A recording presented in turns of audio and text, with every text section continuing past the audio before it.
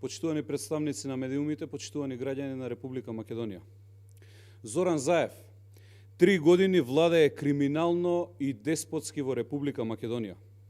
Тој е главата на октоподот кој штелува обвиненија, диктира пресуди и мести милионски тендери во исто време. Заев нарачува, Врховен извршува, а Катица Јанева е запознаена за се.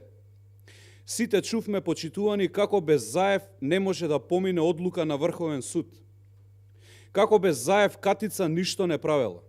Како без Заев судскиот систем не може да одлучува самостојно.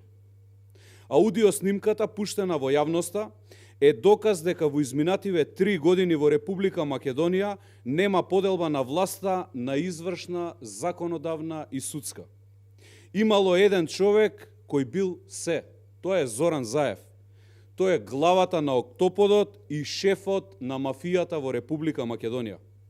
Ова, почитувани, не е европска иднина.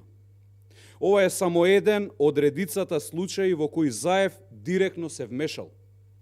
За други случаи, како што вели и тој самиот, судиите кои ги притискал веќе знаат како размислува и носеле одлуки, замислете, по негов терк и без да прашаат. Ова е причината поради која угледниот магазин Економист ја прогласи Република Македонија под Заев за хибриден режим. Криминалот, корупцијата и рекетот, почитувани, мора да запрат.